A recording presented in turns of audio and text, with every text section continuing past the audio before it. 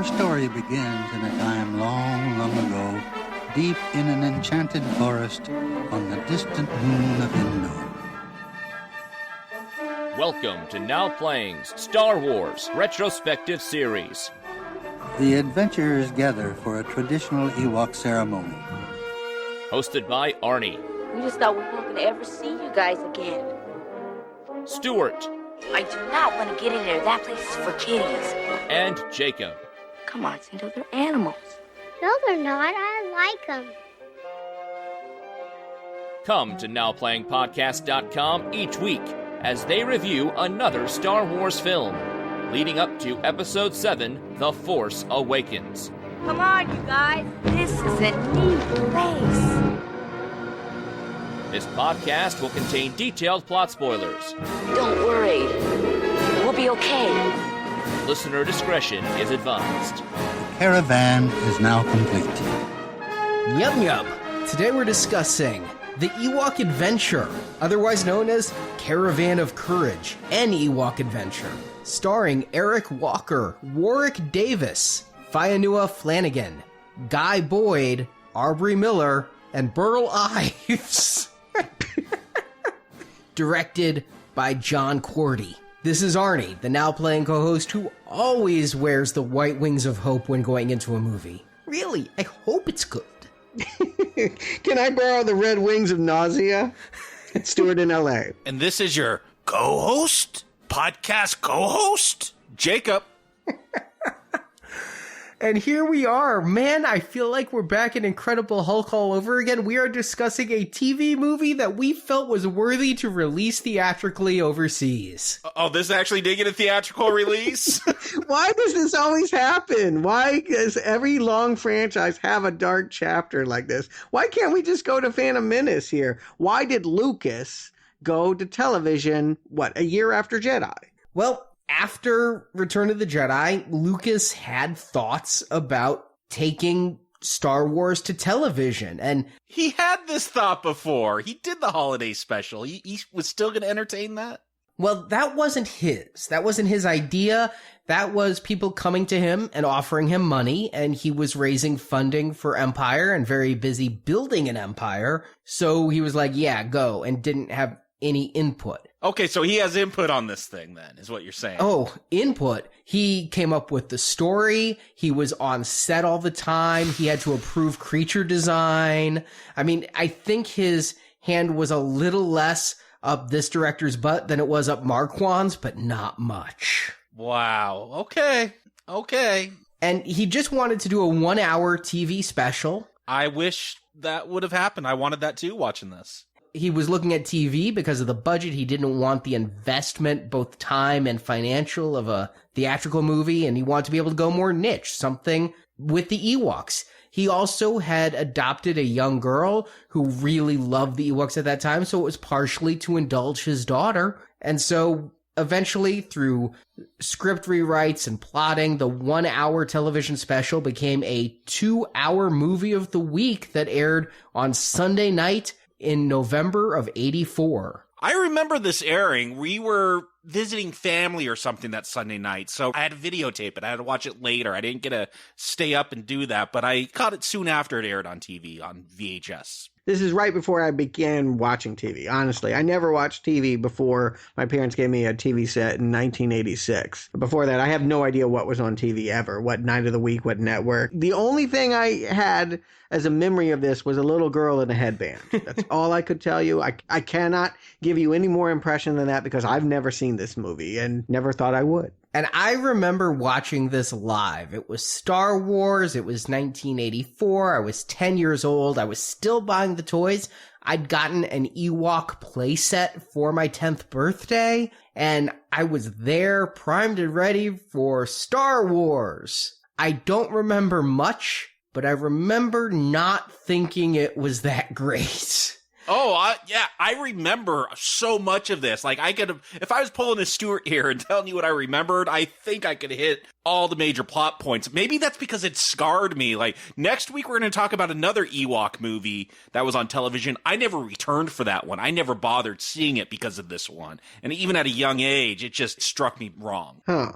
But I figured that young kids might appreciate this. I just want to know why we as grown adults have to go here. Yeah, and this actually, it got numerous home video releases. It got a Laserdisc release. I own those Laserdiscs. Jeez. Oh my.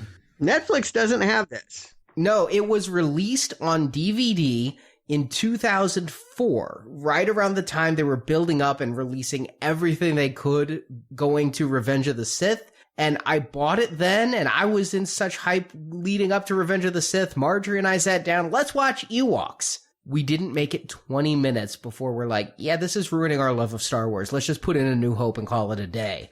And those discs sat around. I remember not all that long ago on like a Black Friday, you know how Walmart puts out just those bins for people to scavenge through for like $3 DVDs? I saw the Ewoks one in there. I'm like, oh, $3. Do I need another copy? Nah, I don't need another copy. It now goes for 80 to 120 used. Well, that's if you can find someone to buy that. Yeah, well, they sell for that to the collectors who missed out back in 2004. Was this a hit? Did it do good ratings? I mean, obviously it was big enough to get a sequel. I wasn't able to dig out Nielsen ratings from that time. However, remember from our Leprechaun series, I read Warwick Davis's autobiography? No, I don't remember most of that.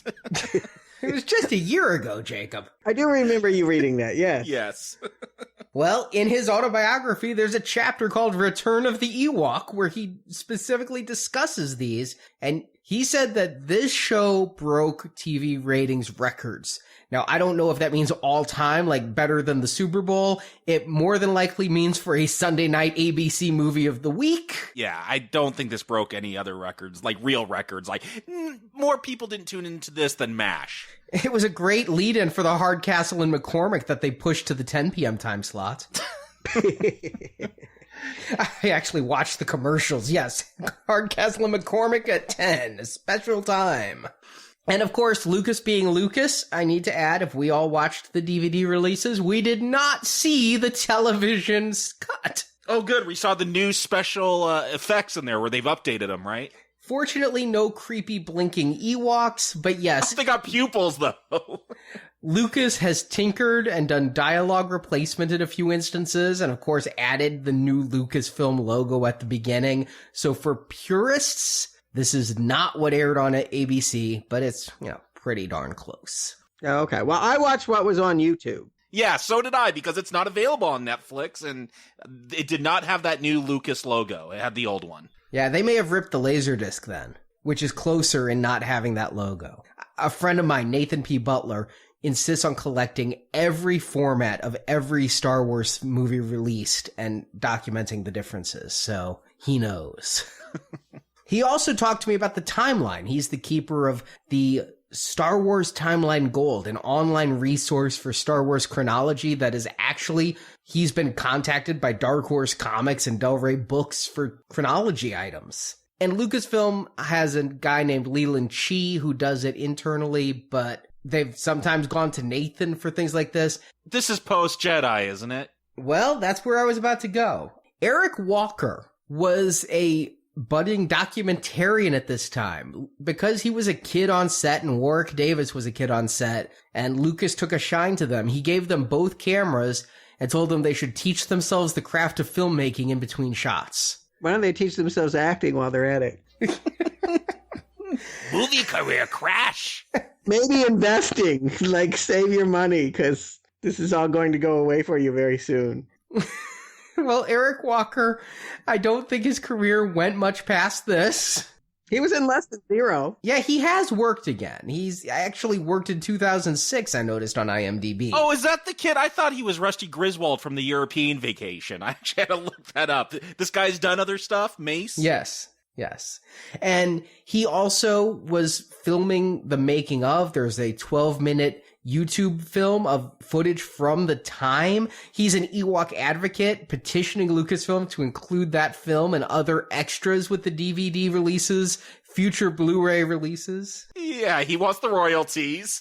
Well, it's actually owned by Lucasfilm. He filmed it for George. He released it on YouTube with George's permission. I guess he still has the text number. But he did say that he talked to the producer at the time of filming. And Thomas G. Smith, who was producing it, said that this takes place 150 years after Return of the Jedi. Okay, you know what? I don't even care about this movie to argue continuity. The fact that Wicket's still a little Wicket 150 years later, so whatever. You may not care. Leland Chi cares. Has he seen this movie? How can you get your feathers rustled up over this thing? It would be like trying to incorporate Alien versus Predator into the alien world in my mind.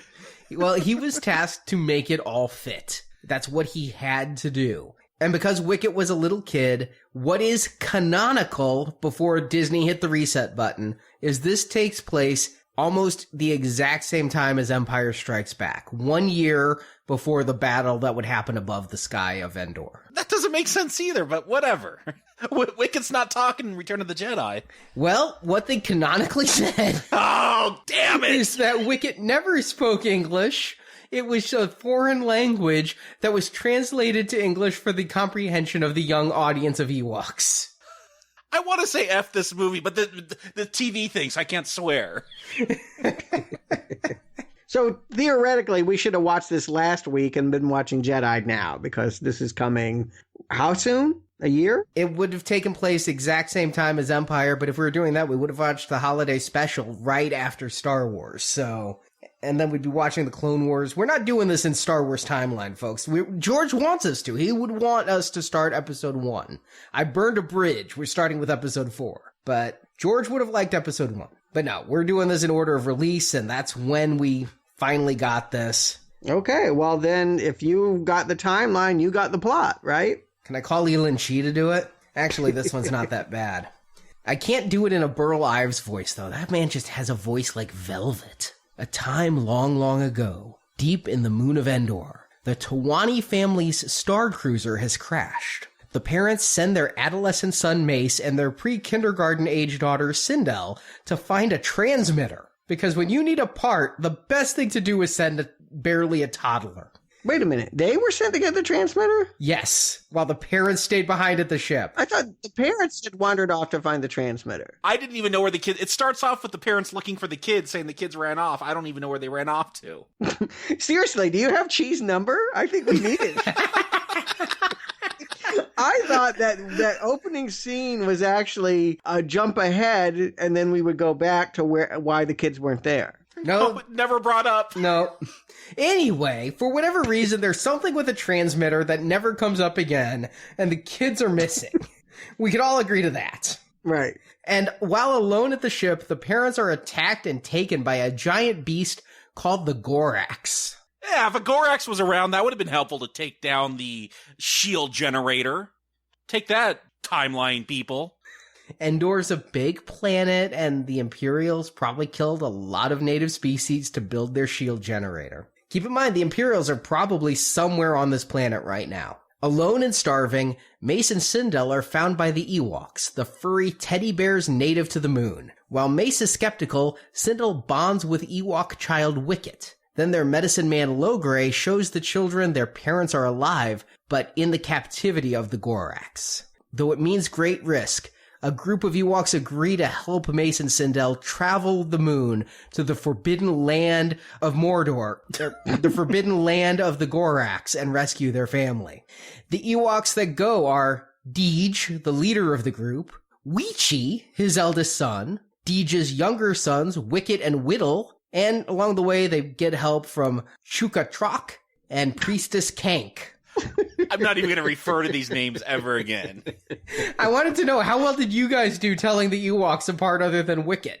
Nope, Wicket, that's the only one. And the priestess wears a pointed hat. That's all I know. Don't know her name. Yeah, the lumberjack, he had the axe, so I could tell him, but I could never pronounce his name. What was it again? Chuka-Trok. Of course it was. And how could you forget Kank? I'm like, Kank? Yeah, Kank. She wore a hat. That's all I know. Rhymes with skink. I was thinking Trank, like the director of Fantastic Four, or Kankle, like, you know what a Kankle is. So they encounter several trials along the way, but each is solved by a magic item that was given to them by Elrond before they left. I'm sorry, given to them by Logray before they left. and soon they reach the forbidden fortress of the Gorax. There they sneak around. Should be said you just skipped like half the film, but Fine. that's how much it matters. Really? Skip it all. Why do half when you can do all? I'm telling you the plot. I'm not telling you a beat by beat. That's what the rest of the show is for. All 20 minutes? I just want to get it over with now, so we don't have to do it. So they sneak around the fortress of the Gorax before going to combat the beast. And the Gorax is killed, the parents are freed, and because only one Ewok can die per battle, one Ewok, Chokatok, dies in the battle. Yeah, I'm going to leave you to say all the names. So the humans return to the Ewok village for one of their famous celebrations as credits roll. That's the plot. It feels like a 1 hour TV special that was dragged to 2 hours. No, yeah, this is, remember in, like, high school, you gotta write a 5-page essay, and you're like, oh my gosh, I got nothing to say. And so you write, like, this was really, really, really, really, really, really, really neat. Like, that's how this feels. Like, it would be more fun if we just sat around and tried to guess what the screenwriters were thinking instead of going through this movie, because man, did they have a job to pad this thing. Like, okay, I'll start. They were thinking, let's copy E.T. Here at the beginning. We got a forest, we got flashlights, we got mist, we got people searching for their kids. Tell me Sindel was not hired because she's like a spitting image of pre-drug-addled Drew Barrymore. Oh, absolutely. That's all I could think about. And the other one, well, he could be Henry Thomas, but I also think they were going for Mark Hamill. Actually, he looks more like Mark Singer from V, but... Yeah, the casting here is kind of odd. The parents are pretty much non-entities. They're here at the beginning. They are truly the MacGuffin. They are the thing everybody is chasing in this movie. Yeah, I thought that they had left their kids at the Star Cruiser to go find that satellite that got blown up in Return of the Jedi. you thought about this way more than I did. I tried too hard. Yes. And I thought that's what they did. And then they came back and, you could call DCFS on these people, but, it was a different era. I got to say, Arnie, weren't you left alone for long periods of time? Didn't your parents well, we don't have a babysitter, it's just going to be you for this evening? Yes, but I'm not nominating my parents for Parent of the Year either. And yes, when I was Mace's age, absolutely, I was left alone. I think 8 was the age my parents started leaving me alone for a period. But it's not like I was taking care of a 4-year-old at the time. Hey, if we pissed my parents off when we're on a road trip, like summer vacation, they're like, get out of the car. They'd leave us on the side of the road, drive off to the next exit, then turn around and come back, make us wait on the side of the road like they just left us. But they didn't leave me alone after a car crash by the side of the road, and that's pretty much what happened here. Their ship crashed, and they had no way off, and they left their kids or sent their kids for a part, whichever interpretation you like. Yeah, it's not great parenting. I'll give you that. But they shouldn't blame the kids. I get the sense that they're mad at the kids for wandering away. And they own a big part of this. I thought they were just worried. That's the emotion I got from their performances was anxiety. Yeah, but the irony is they're going to be the ones that need rescue. That ultimately the big monster that comes barreling out here, it catches them. It catches them off screen. We don't know that. They don't have the budget to show the hand coming and grabbing them. But basically these parents are abducted and we're going to need the children to rescue them with the help of our Ewok friends. I'm not sure if it's budget. I wondered if we were supposed to think they were killed. And it's a surprise later on that they're still alive. No, there's no killing in these movies. Yeah, there is.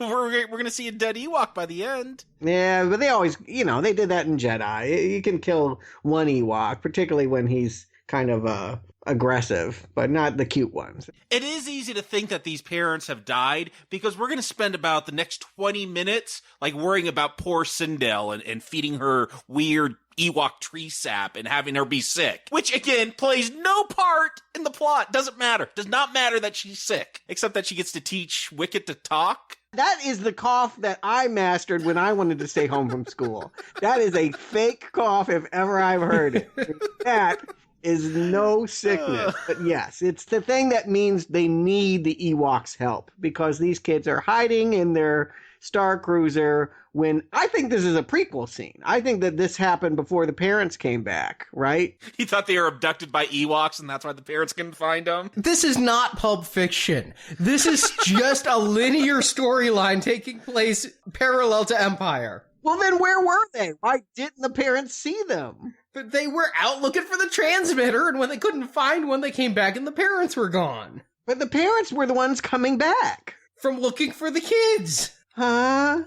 Yeah, just move on. It doesn't matter. Okay, you're right. I'm not going to belabor this. We can fight about a million multitude of things. This one, I don't care. All right, that's fine. All right, let's just punch it down. This is a poorly told narrative beginning. Stuff happens. We don't know why. It's just to get the parents captured so the kids can later rescue them. And so the kids can be there starving and sick when they're going to be discovered by the Ewoks. What I love is the Ewoks see them, but it's Deej who's hang gliding, because we know they have hang gliders from Return of the Jedi, looking for his own lost children, and happens to see something shiny he's going to go investigate. So this is the movie of the children who are lost. Yeah, I get the theme. I mean, you can't miss the theme here, is that kids don't obey their parents, they get into trouble, and there'll be a lesson learned. And we got Burl Ives to narrate it. I'm sure he's going to put a button on it, like Frosty, you know. It's going to have an obvious moral. I do love Burl Ives coming in, because it's like, okay, kids aren't going to be able to pick up on these, like, mimed motions by the Ewoks. It's too sophisticated for them. So we're going to have this narration. I did feel like I was watching, like, a National Geographic documentary about, like, some animals or tribal people. It's like, the father Ewok must go look for his 2 lost son. Like, I think that would have been more interesting than the story we actually get. And that is an interesting choice made in this movie. While Wicket is going to learn a couple of words, Star Cruiser, crash, Star Cruiser, crash, Sindel, he's going to learn those, but really, this is mostly a silent movie. The Ewoks go around and say the same kind of nyub they said in Return of the Jedi. And if it wasn't for Burl Ives, we would really be left to interpret this. It would almost be some kind of modern art thing to see, okay, what's happening with these Ewok hand gestures? What is this headdress he's giving people? Why is he smacking Mace and making him take a rock? What is going on? Burl Ives is a translator from pantomime to understanding. You say for kids, I say for me. Well, here's the thing. I was wondering why not have subtitles? And then it was obvious, 5 more minutes. I'm like, oh, because anyone that has learned to read would not be watching this. It's just too boring. This is truly made for kids who cannot read the words that the Ewoks would be saying. And that is the target audience, because who loved Ewoks? Young kids. I was a young kid, but probably on the older age of Ewok lovers at 8. And so here I was at 10, and I think they knew their target audience, and it's not late 30s, early 40s men who are going to snark at this film for an hour. No, yeah, it's Sindel and Mace. They have the 2 different demographics. One, Sindel, she loves them instantly. She trusts them instantly. She wants to go with them. No pushback at all. And then you have Mace, who is always giving guff. He's calling them mop face and pulling out lasers. They have to wrestle him to the ground. Yeah, trying to shoot them. I thought that was hysterical that they attack him. He is a jerk, but man, they're going to treat him like one in this movie. They're not going to be secret that he's a bad kid. And I mean, later on, when they're doing a magical test of purity, he comes out a lizard. The problem is he's always sticking his fingers in holes. Maybe that's a metaphor for the puberty he's going through. But like, he's gonna. I don't know what kind of puberty you had. Hey, he's his hand into a tree to figure something out. He's sticking his finger in the pond. Like, he's always sticking his finger somewhere where it shouldn't be. Yeah, he's a trouble. And they tie him up to bring him back. I mean, he does not come willingly. So he does represent those older kids that may like Star Wars, but are not so cool with Ewoks. He has to be won over. Given that he was tied up and carried in, was anyone else expecting them to fire up the spit and roast him? I did have that question, yes. What are they? Are they prisoners? Are they dinner? Are they new friends? Are they patients? I don't understand the relationship here at the beginning. To tell the truth, the biggest thing I'm worried about is why are these Ewoks living on the ground? They're supposed to be up in the trees away from danger. I guess they just didn't have the money for those kind of sets. We'll get a few shots up in the trees, but this village is on the ground for the most part. Well, while they trekked down to Redwood National Park for Return of the Jedi, I kid you not, a lot of this movie was shot on or around the ranch. You, of course, know the famous Lucasfilm ranch that Lucas lived on and owned and had ILM at. And when he started to make moves to sell the company, he moved them all to the Presidio. But those animals are animals from the ranch. He had goats and ferrets. Ah, okay. So they didn't go very far. So no, they didn't have big buildings and trees. They live on the ground, and it's a huge continuity error that the target audience would never think of. Mace is won over basically because they have drugs. Basically. I love how you put that. No, I mean, it is. I think Jerry Garcia would really like this movie. Little kids and Jerry Garcia are going to like the fact that this girl has a cough, and so they're like, oh, we got this tree, and it's got fluid that'll cure all ills. Uh-huh. Yeah, it's one tree that grows in the middle of the forest that they gotta hike to. Again, this is so padded, though. Like, there is no reason that Low-Grade, the medicine man, who we're gonna see, wouldn't have this stockpiled. Like, oh no, we're all out of it. We gotta go knock on the neighbor's door, get a cup of sugar and a thing of medicine. Yeah, I'm thinking the same thing. My actual thought when I'm watching this is like, this movie's in real time. They need to go to a tree and get it, and we're going to watch them walk all the way to the tree. When they get there, yeah, his hand is going to get hurt by the tree. This was a reshot scene. Lucas demanded weeks of reshoots. Oh, Jesus Christ. Initially, he was attacked by a flower.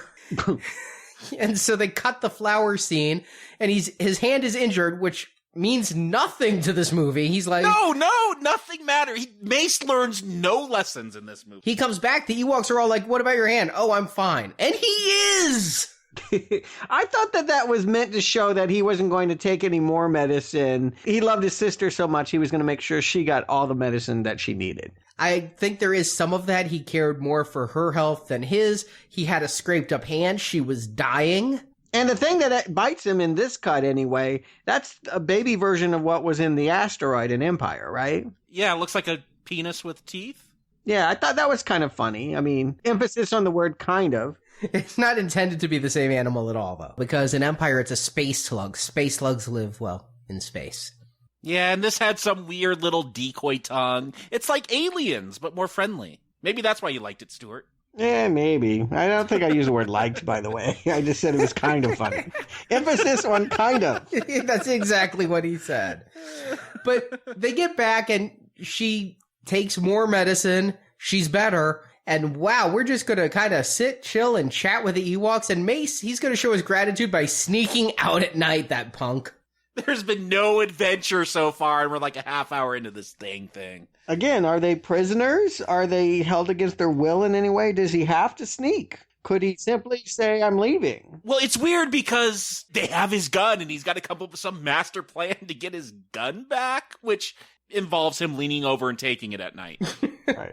And then the next property I feel like the screenwriters are taking from, they have E.T. in reverse. Now the cuddly aliens are trying to adopt the humans, Drew Barrymore as their pet. The next thing is Land of the Lost, right? Suddenly they're being chased by a creature, they run into a hole, and it even looks like Will and Holly, the way that it's filmed. I was going to say it looks like the special effects from Land of the Lost, or the way that beast looks. Yeah, no, exactly. It has that stop-motion charm. I actually kind of liked the stop motion. They barely showed this beast, but they did, and I'm like, wow. And I complained about the Rancor. Exactly. But this was a shoestring budget, and they were actually very proud of the fact that they did go back to that 1950s kind of technology with forced perspective and stop motion animation. They were able to use these old techniques, and because they're ILM who's working on this, push them to their maximum, and they'll say anything to justify this shoddy work. No, this is a homage to the 50s and special effects then. Hey, I'll compliment alert. I'm going to give a slight one. Joe Johnston is here on production design. We've seen many of his movies. You know, he is a Spielberg Lucas acolyte. Jurassic Park 3. Captain America.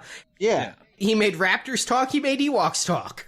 Yeah, I think that they did okay for a TV budget here. I think that my problems with this movie really aren't with the way that it looks. Yeah, I mean, yes, of course, this monster looks silly and whatever, but it works for the tone of this movie. It works in the way that Land of the Lost, the TV show, worked. And here we are at the 30-minute mark of this movie, and we finally have a change in character when the Ewoks come by and kill this giant stop-motion rat. And I do like the creature design of the rat. When it's the puppet, it really has a cool look. I'd buy a toy of that. If it has a Star Wars logo on it, I think you're obligated to buy a toy of it. It's a rat? I thought it was a bear. I thought it was a wolf. Wasn't this thing howling at the moon in one shot? I didn't know that if that was the same thing or not. Something howled at the moon, yes. It is called a boar wolf. All right. Okay. I was just confused why it just gave up at night and then showed up the next morning and the Ewoks are there fighting it. How did they know? You might be right, Stuart. These are prisoners. They're going to get these fugitives and bring them back. More to the point, I thought it was interesting that the commercial break happens after the danger passes. Normally, you'd think you'd want to hook an audience by leaving them on a cliffhanger, right?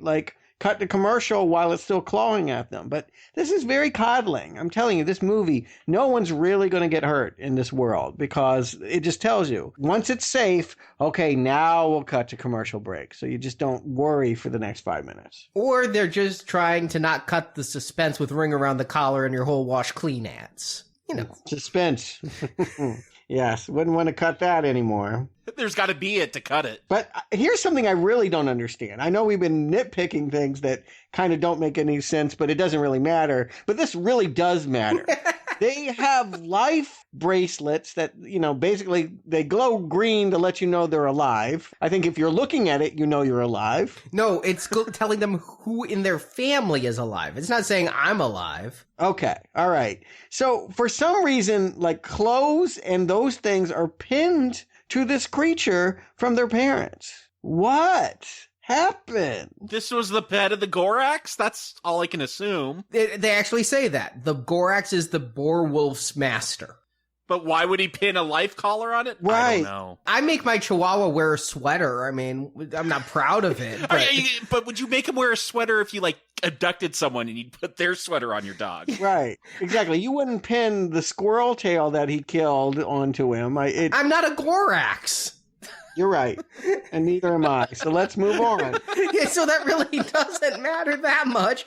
They just find it to know that the boar rat wolf thing is somehow related. It should have been in its stomach, right? They should have had to cut it open and in its stomach, but that's just too gory for this movie. Frog audience. All right, I could split the difference. It could be caught around a tooth. All right. Yes. The implication should be that it tried to eat them, and it got stuck on them. The fact that it's safety pinned to its side, I don't understand that. I just thought, honestly, it was an adornment. The Gorax thought it made the boar wolf prettier. Okay. Again, though, what I feel really matters is now we're over a third of the way into the movie and we're just getting to the plot of Let's Rescue the Parents. This has been one of the longest half hours in my now playing life. Oh, come now. We've had several. I can't even compare anymore. There's been too many movies that have dragged. There have been too many crappy TV movies. I'm thinking of Rave to the Grave, actually. I'm just going to say, if you think this first half hour is long, just wait till this next hour. Yeah, well, then, Stuart's been good at calling out E.T. and Land of the Lost, and now here, we are definitely going into Lord of the Rings territory. Oh, yeah. It's blatant. Tolkien's estate should sue. I mean, Lucas has always said Lord of the Rings was an inspiration behind Star Wars, and you can kind of see the parallels there, but this is just plagiarism. Although I didn't know the Ewoks were Jewish, but they're doing Kabbalah or something. He pulls out the dreidel. Their way of figuring out where the parents are a magic dreidel spin.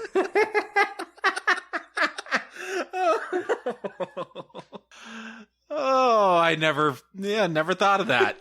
No, it's a dreidel. I couldn't believe it. I'm like, oh, cool.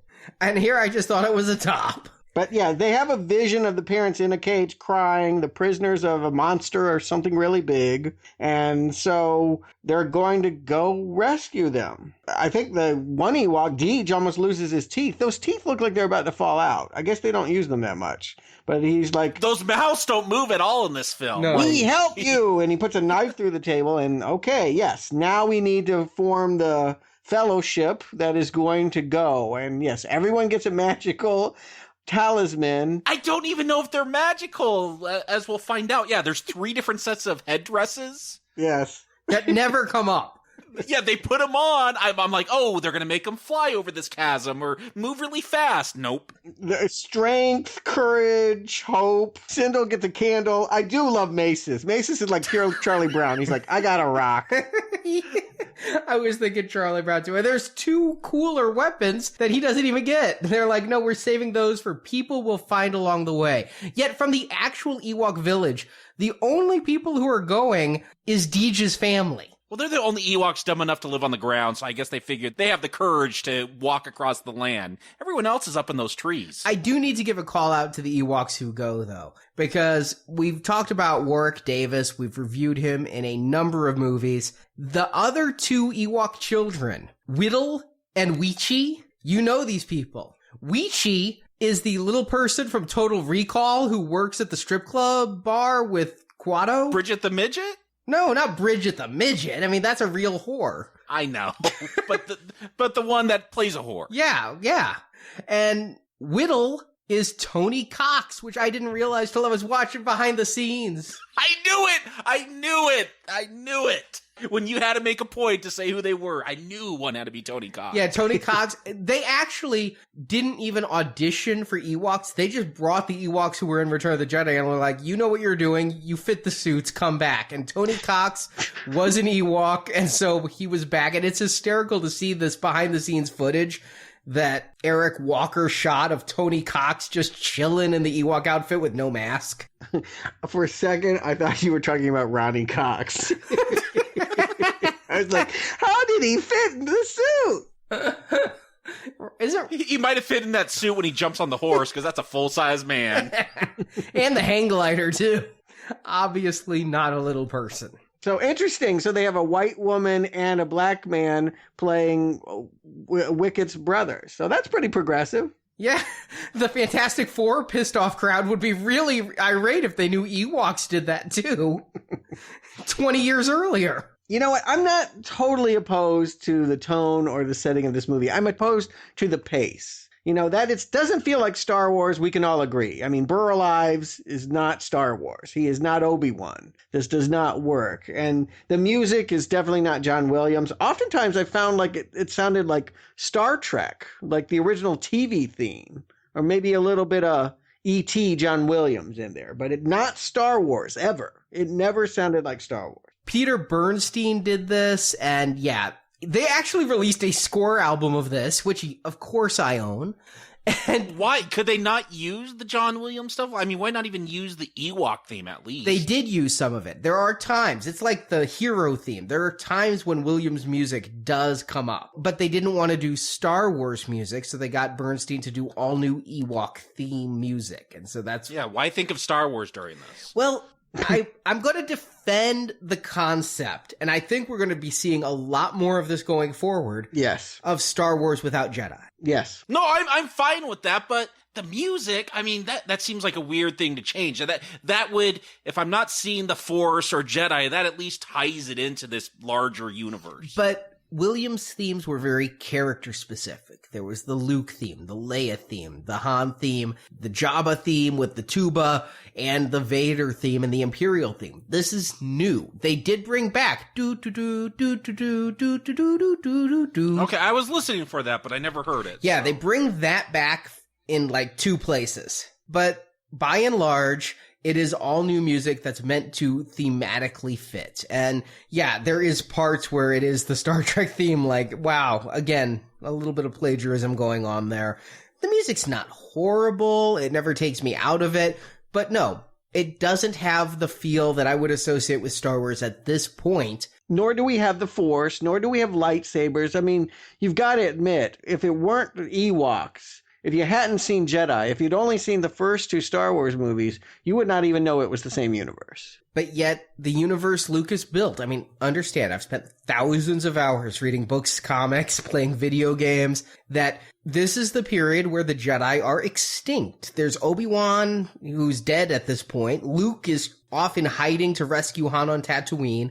Vader is a long way from here. He hasn't yet been assigned to finish the Death Star. So there are no Jedi. And again, I think we're going to be seeing this with Rogue One. It's the first theatrical Star Wars film not scored by John Williams, and I would really doubt we see a Jedi. And I don't have a problem with that. If the film is good, fine. But like Stuart said, the pacing. Yes. This, at some point, got that its title, Caravan of Courage, is originally the Ewok Adventure. This Caravan does not start until halfway through this film, 45 minutes in to even start this journey. That unacceptable. Yeah, you're not going to get any argument from me. This thing is dragging like an Ewok corpse behind a boar wolf.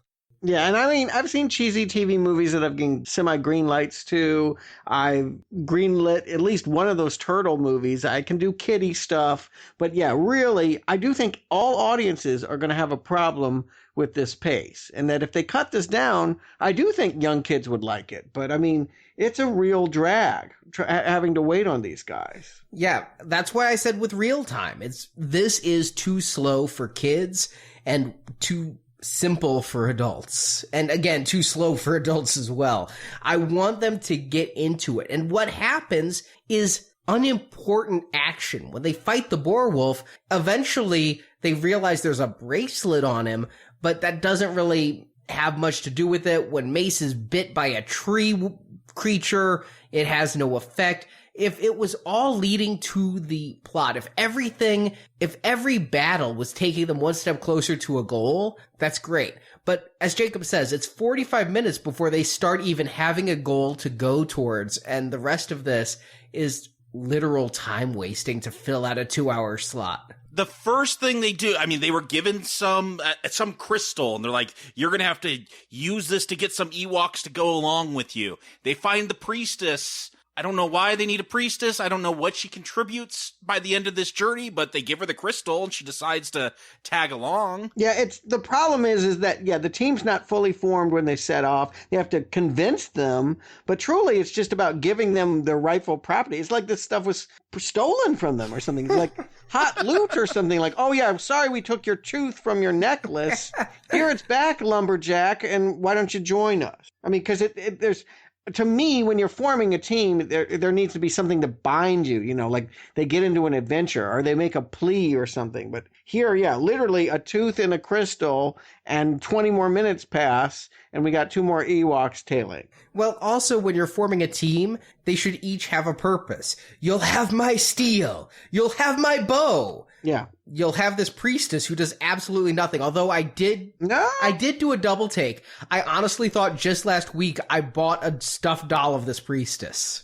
It turns out it was a different Ewok, but man, it was close. There was at the D23 convention.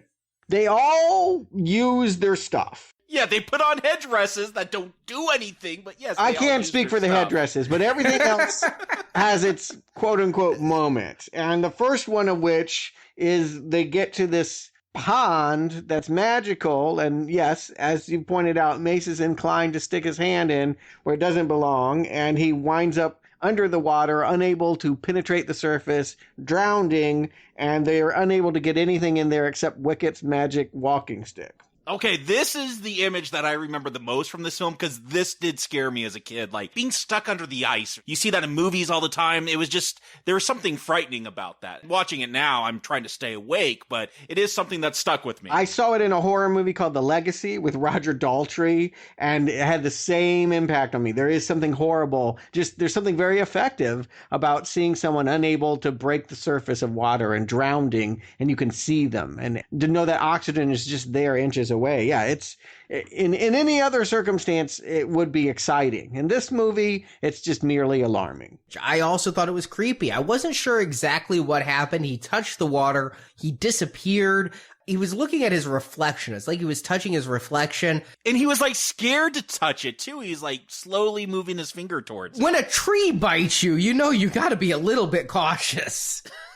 But I thought he went invisible. He just disappeared, and yet it looked like the reflection remained for a moment. It does, yeah. When he initially, maybe they just couldn't erase the reflection from the water when they did the special effect. I don't think they erased anything. They didn't have CGI back then. That was a jump cut if ever there was one. But the fact that he was transported under the water, I'm like, well, that's weird. Okay, he's going to swim out. What is this, a joke to get him wet? When there's that magic force field. I don't think it's ice. I don't think it's glass. It looks like plexiglass, but that prevents him from coming up. That was effective, and I felt bad for the actor. I'm like, wow, he's really under something. That's gotta be scary as hell. I also had to get a little judgmental on these Ewoks. They're like, let's try a rope. Nope. Let's try a stick. Nope. Let's try a bigger stick. Nope. It takes the child. It takes Sindel to be like, why don't you use that magic stick you brought, Wicket? They are kind of primitive.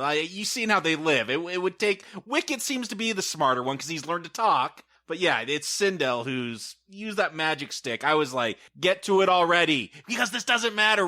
The thing is, it wasn't like Mace was told, hey, don't go to that lake because it's magic and it's going to hurt you. And he disobeyed. He's going to learn a lesson from that. Like, we are just going to see a series of things happen that don't matter. Like, next, the horse is going to take off with Sindel on it. And there's going to be a chase, and then they're going to walk it back. Nothing learned. Doesn't matter. I love that it's Wicket's fault. He's playing with a tree, and he lets go of a branch, and it makes a whip sound. It scares the horse with the big, tent on his back. This is the stuff you do in an adventure. You're on an odyssey, you're questing. You don't tell about it. You don't put it in a movie. You're going to run into things, but I think it would be more effective if, these were the evil forces. If this was Gorax or Gorax's minions trying to prevent them from getting to the fortress. Instead, it's just sort of, random happenstance happening because the people in the caravan are kind of stupid. I agree completely. Again, going back to Lord of the Rings, they encounter a spider, which we'll be getting to. But Shelob matters. That plays a part in the plot. Sam has to take the ring and go forward. That mattered. This doesn't matter. No, but that you find obstacles along the way is what I'm saying. And when they have to hide out with the orcs that they stumble upon. But here, they're causing their own problems, and it's not exciting to watch. I think the worst scene for me, or at least the most inexplicable, is we have a whole commercial segment. The whole segment is dedicated to them trying to get a sleep in, and they're besieged by will-o'-the-wisps or something. I don't know what the hell. Tinkerbell. Yeah. They make R2-D2 noises, and they fly around, and there's these little sprites. And thank goodness Sindel has a candle that'll suck them all up. Or something. Why, though? Were they hurting him? I don't understand, because she's like, oh, this candle, it never dies down. I'm like, great, they're going to end up in a dark cave, and she's going to have to use the candle. No, it sucks up some fireflies. It's one of those mosquito zappers. And next adventure, I guess it's important because one firefly stays behind. I don't know why. I don't know why any of this is happening. And why is it taking so long to not happen? They're trying to draw parallels. They try to say, well, she doesn't have her family, and Wicket doesn't have his mom. Because you just killed him with the candle. Yeah. Never mind the fact that it's our fault again. But Wicket doesn't have his mom. These kids don't have their parents. They're trying to do something here. I don't know. But it's not particularly impacting. I can't say that, with an Odyssey, as each team member joins, you want to feel like it's getting stronger. Here, I just feel like it's just getting more cumbersome. I feel like I like each new joiner less than the last. And then I don't know what happens. Wicket offers them something. Again, I think it's that tree sap drug or something, because it all ends in giggles. They're like, wee! I figured this out. All of these Wisties are the same Wisty, and the candle allows them to form into Queen Isriana. Where was Burl Ives to explain this to us? This is the perfect opportunity to speak up and tell us what the hell we're watching. He had fallen asleep, no doubt. So when all of these lights form the actual being who joins their troop, she is the one who's lost and away from her family. So they didn't kill her family. She's just separated from them, and that's why she was torn to pieces, literally. Okay. Not explained in the movie. Does that make the movie any stronger? I guess if you don't like the idea of mass fairy death, then yes, it does. I don't know. I guess not, because they weren't even looking for some magic fairy to go along with them. Yeah, I feel like they have enough magic. There's too much magic. Everything is a magic talisman. I feel like I'd like to see fighters. I'd like to see thinkers. I'd like to see people that know the way. Hey, you got the guy who cuts down a tree and is good with an axe. He's a fighter. I think he's the Gimli of the troop. Okay. You think so? I gotta agree with Mace. You don't need a rock. And I can't believe that they're like mad at him when they finally get to the place that they're going. And this is the time to have the rock because, surprise, it actually has a secret compartment inside that has an arrowhead that will point them towards a cave that they could look at with their own eyes. You remember those rocks that had the little thing that would slide out so you could put your house key in there and like hide it in your yard? I do. Yeah, that's basically what this is. Yeah, for the latchkey kid that comes home and doesn't want to carry his home key on him, he can just pull up that fake rock and pull it out. Yeah, that is exactly what this is. And he is a latchkey kid. I mean, his parents are gone. But too much magic. Again, can't you just see that there's a cave right there? Do they really need a magic arrowhead to go flying into it? Shouldn't there be some kind of personal growth that enables the magic to happen? Shouldn't there be some kind of sacrifice or lesson learned instead of... I mean, I guess the lesson learned was I shouldn't have thrown away the rock. They should have made him walk his ass back to go get it. Yeah, exactly. And I feel like it's not learned. Like, this kid has constantly not obeyed. You know, he cries that he should have obeyed his father, but he's still not listening to these teddy bears. I had the same reaction. He has this big emotional scene. It's why he's the star. Crying, saying if he'd been a better kid, but he's still a punk. Yeah, all the way to the end, really. Yeah, no character arcs in this film. The biggest development is Wicket learning a language. They have all the kids stay back. Whittle and Wicket and Sindel all are forced to stay behind because now it's too dangerous. Before it was They fun. sit in a cave with their headdresses on, doing nothing. Like, they still have to put those dang headdresses on. But the rest of the crew is going to climb this rope ladder spider web thing and go into the monster. I mean, come on, we've all been at haunted houses, like at those fairs that come through town. So now we know where they got their special effects. I mean, come on, these spiders, they don't even move. It's like, oh, it is beyond cheap. Like, I can't believe how bad this looks. It is incredible. Although I do kind of like the spider design here. It's kind of cool. Well, it looks like a spider. Congratulations, it has 8 legs. But the web does look really fake. And this is where Kate uses that crystal, by the way. She hypnotizes it or something. Oh, that's why they needed the priestess. It glows, and then its eyes glows, and then, I don't know, it allows all the Ewoks to climb across the web without getting bitten. Is she using the Force, Arnie? Do we have a definitive word on this? I mean, this is in the timeline somewhere. Someone's got to know if this is the Force. Well, that was my question is, if the Force isn't here, what is this magic? And what happens if the magic went against the Force? That would be a more exciting battle than the spider battle. Although I gotta say, I didn't think Wicket had it in him. When that bug falls, he's there with the knife to stab it. My favorite is the one when the one attacks Mace and he just kind of swings at it and knocks it down. Yeah, he swats at it like, ugh, it's annoying. Yeah, there's no word on whether or not she is a Jedi Ewok, which would be awesome, by the way. I had one named Necklip in my RPG I ran for several years. But they never bothered to retcon. Just, there are things that are out there. I'd say it's like Thor. There's technology we don't understand, so we call it magic. And again, I don't even think this is really the Star Wars universe. It's the Ewok universe, and that's where it stays limited. But yes, much more of a fantasy realm, much more of wanting to create its own mythology, its own creatures. Gorax, what does he want? Why did he take the parents? Why is he gnawing on a bone with no meat on it when he could be eating them? I think he's like the witch in Hansel and Gretel. He wants to fatten them up a little bit first. Okay, but they're starving in a cage. Yeah, they're like in a bird cage. I wondered if they were pets. Yeah. Yeah, he goes over there and just kind of looks at them and walks away. I don't know. I don't need a big explanation, but I think we're owed a little bit about what he might want with them. Are they food, entertainment, slaves, something. Give me a nibble. Burl Ives, chime in. He's bad. He's evil. I think that's all we're going to get from this. Why did the spider attack? Because it's a spider. This is our nemesis. It is the thing we must overcome. And, I mean, it's our Dark Overlord.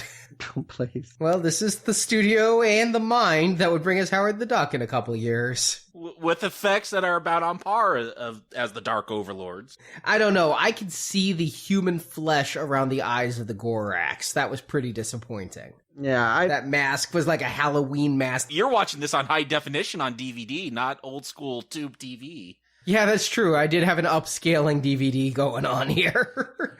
But I could clearly see flesh. And I'm like, oh man, that's like what you get at the Spirit store around this time of year. So I think I know what's happening. I think they're going to go in a Jack and the Beanstalk direction. They're going to all climb down to get the parents out via some kind of trampoline rope trick. But I did not think that they were going to kill Chukatrak. I thought this was way too kiddie a film for anyone to die or anything. I thought the Gorax might be trapped or something. They're going to stab him in the back before this is over with an axe to avenge Chukatrak. I mean, and the fact that Chukatrak dies, I'm like, well, they did kill one in Return of the Jedi, and Chukatrak was kind of a jerk. So I guess this is his comeuppance. But he dies for dumb reasons. He doesn't die because the main bad guy attacks him. He dies because the fairy flies around and he knocks rocks on him. It's not like he heroically sacrificed his life. It was a dumb accident because these people didn't get together to talk and coordinate a plan. Yeah, there's conceptual things that are wrong here. I get that they want to all come together, but yeah, if you release the spirit and that basically causes the main bad guy to knock rocks everywhere and it crushes one of your heroes, I don't think that that's cause to start an Ewok dance when this is all over. In defense of Queen Isriana, she was flying around the Gorax because the Gorax was about to kill Mace. If it wasn't for Isriana, Mace would die. And darn. So she saves Mace, and then the Gorax flailing around does cause rocks to fall on Chukatrak. But it's not like it was an uncoordinated attack where they're just all flailing about and Israna's stupidity caused Chukatrak's death. It kind of plays that way. But yeah, they're coordinating their own plan. The dads have their tripwire. Kank, she makes a stalactite fall, and it ends up being the human mom. Katarine shoots a laser from, I don't even know where she got the gun. It's Mace's gun. It's the gun he's been after the whole movie. I thought it ran out of juice. Yeah, it came back at the last minute. Oh, thank goodness. Must have been that magic that they have so much of. And then, yes, even when the creature's not dead and crawling back after falling down, it sort of vindicates that dead Ewok that Mace gets to throw it in his back. Now everyone can say they did something, except Sindel. She just screamed. And Mace's act wasn't exactly bravery. After being a jerk this whole time, I would have thought he'd have to do something that was like risking himself. I mean, even Wicket, when he was under the spider, shanked the thing. But here, Mace is across a chasm and throws an axe. Not exactly a risk. No, but he does pull a vine from out of nowhere and swings across. I noticed that. I'm like, where was that spiderweb thread hanging down? Why didn't you just use that vine instead of climbing on the spiderweb then? I don't know. Spiderweb seemed easier. I thought it was left over from the web that they collapsed. Well, we'll never know because we don't have a wide enough shot to see where it comes from. I think they're trying to do little bits from the Star Wars movies. Obviously, Luke and Leia swinging over the chasm in Star Wars was a big moment. They're kind of trying to do that here, but, In a moment of no suspense because they've already beaten the Gorax. Yeah, I guess I would say the further you can go from Star Wars probably at this point, the better. Because trying to say this is Star Wars, making us, I don't know, attach this to a podcast franchise about Star Wars. Yeah, what a waste of time. Can I just mention that Sindel actually appeared in later Star Wars novels? No. You can. I'm not going to read them. She was never a main character, but she did cameos. She survived her experience on Endor and became a reporter. I want some Sindel Ahsoka fan fiction going on. Well, Ahsoka's probably dead or at least really old at this point. But they're done, right? I mean, with this whole village dance around thing, the family's done. We don't have to worry about this next week. Oh, no, I know for a fact that they come back next week. Next week is a closely tied sequel to Caravan of Courage. Yeah, I eventually saw it. I don't remember anything about it. I think Sindel's in it, but I couldn't tell you anything about it. I've watched part of it as well, and not all that long ago. I can't say after this I'm looking forward to revisiting it, but yes, it is a direct sequel. Oh. Okay. Picking up pretty much where this one leaves off. Then whatever helmet of hope I was wearing has withered and crumpled to dust. All right. Well, let's go through the formality here. Jacob Stewart, do you recommend Caravan of Courage and Ewok Adventure? Jacob. And as I was watching this, I'm like, I could edit this down, I bet, to a trim 20 minutes. No problem. It would make just as much sense as this film does. But you know what? Why would I? Who cares? Like, there's nothing here worth watching, worth savoring, worth even getting a little tidbit of. It's such a pointless story. And the thing is, like, yeah, if you're a really small child, you might dig watching Ewoks walk around for a long time. It might be a little scary, though, with that boar wolf and the Gorax. And I think kids, when did this come out? 84? Yes. So yeah, I was 7. And no, it didn't work for me then. I didn't come back for what we're going to watch next week as a child who this was made for. So bad movie for adults and a bad movie for kids. Kids aren't going to be entertained by this. It was so weird. I was like looking at user reviews just to see what people thought of this. And like, they're like, oh yeah, I give this like 4 stars out of 5 because of nostalgia reasons. Well, your childhood sucked then. If this was fun nostalgia, this is an awful film. Pointless, nothing worth even giving consideration. Strong not recommend. Stewart. Yeah, it goes without saying that as an encore to Jedi, that we're putting it into this franchise as if it's earned its spot. This is piss poor and patronizing. This is a horrible Star Wars movie. I'm just trying to get back into my mentality with like Turtles and Incredible Hulk and some of that shitty Marvel TV movie stuff you made me watch. The Ewoks have a cuddle factor. I will say that. Little kids will like Wicket. He stands on his head. He says funny things. I do think that goes a long way here. I think that you'll like Wicket if you're inclined to like Ewoks. But yeah, even for the wee ones, there's kind of some frightening stuff here, and the pace is all wrong. So if you can find a fan edit that does at least chop 30 minutes out of this, then you're probably okay. But otherwise, yeah, I don't think anyone will enjoy this Ewok Adventure. It's just a flat out fail. And I agree. I mean, again, I'm the hardcore Star Wars fan here, but called myself a discerning fan, and I can tell this is junk. It's cheap. The Ewoks, just because of how it's filmed, they upgraded the suits for this. They did? They could now move their lips a little bit, whereas they couldn't move their lips at all in Jedi. And yet everything looked so much cheaper here. At times it looked quite obvious that you were seeing a little person in a fursuit, whereas I never felt that in Return of the Jedi. It's just so cheap, and because of that cheapness, they took a 30-minute story idea, dragged it into 90 minutes, 2 hours with commercials. The closest equivalent I have is like watching paint dry on a wall in the Star Wars cantina. And that's the best I can give it. You guys say edit it down to a half an hour. I agree. I just think you edit it into the next movie and we make one solid movie, the tale of Sindel and her family versus this standalone movie. I can't believe they made another one, but then again, if you're going on ratings, you have to go sight unseen. So a lot of people tuned in because they liked Ewoks. I can't imagine this was well received. I gotta give this a strong not recommend and really believe this is the worst thing we're going to review this whole series, including the holiday special. This is the bottom. That will be the challenge. You had me right into the end, but the holiday special, I've seen that, and I know this is not worse. I've never been able to get through it. It is not worse than that, but I agree. As far as what we're connecting, yeah, I do feel bad that people have to listen to the show or even consider watching this movie because this is not Star Wars. This doesn't belong in here. This is just some silly side project that just No.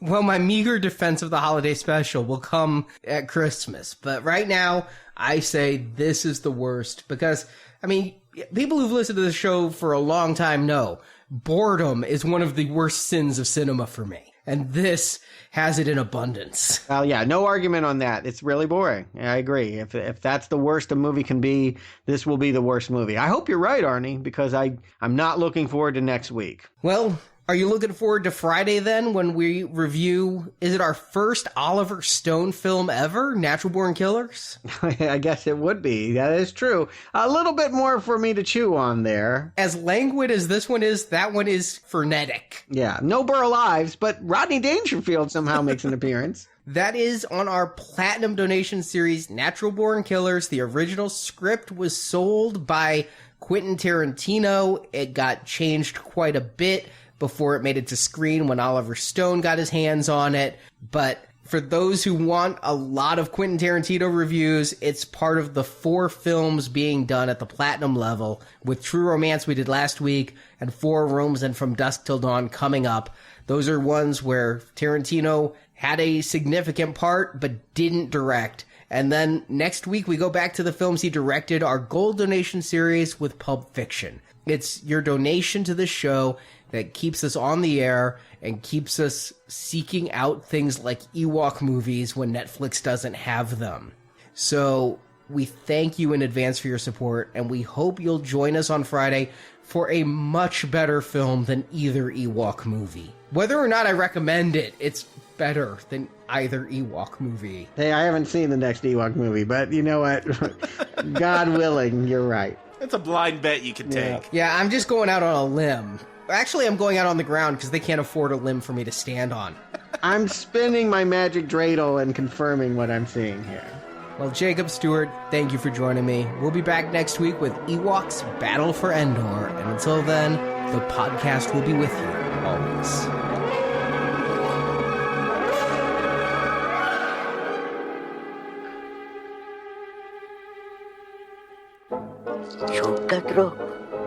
Yes, he's dead. He died for all of us. Thank you for listening to this episode of the Now Playing Star Wars Retrospective Series. We hope you've enjoyed the show. We're history. We're out of this place. If you like Star Wars, join Arnie and Marjorie at swactionnews.com for Star Wars Action News, a podcast dedicated to Star Wars toys, books, games, and more. Come on, you guys. It's time to go. And come back to NowPlayingPodcast.com each week for another new movie review. Can we go get some more? In the archives at NowPlayingPodcast.com, you can find hundreds of in-depth movie reviews, including every film in the Star Trek, Terminator, 2001, Back to the Future, Batman, and James Bond film series. We came on a Star Cruiser and we crashed. Star Cruiser crashed. And while at NowPlayingPodcast.com, be sure to join our forums, where you can share your opinions of these films with the hosts and other listeners. I think they want to be our friends. You can also follow Now Playing on Facebook, Twitter, and Google+, where we post announcements of new episodes and where the hosts post movie mini-reviews. Links to our social media pages are at NowPlayingPodcast.com.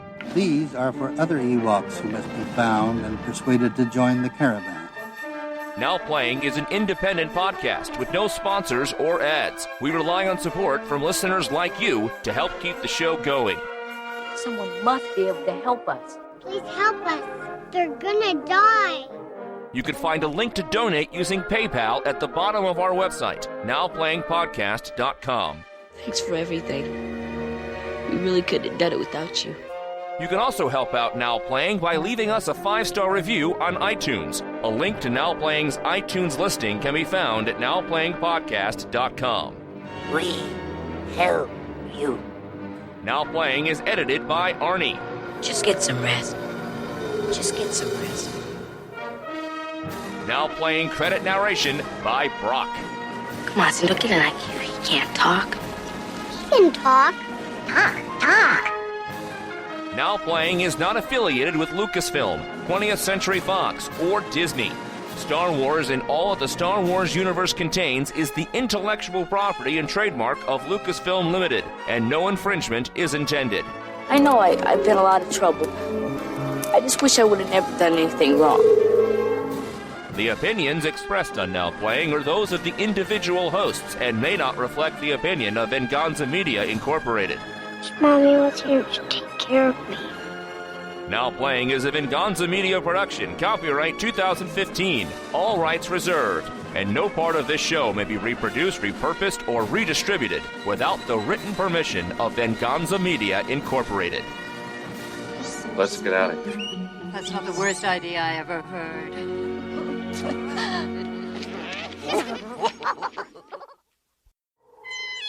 Fionnuala? Fionnuala? Is that kid? Isn't it? Oh, you're asking the first name? Yeah. Fionnuala. Yeah. Fionnuala? I think so. And Lucasfilm does have their own person called Leland Chi. That's actually his name.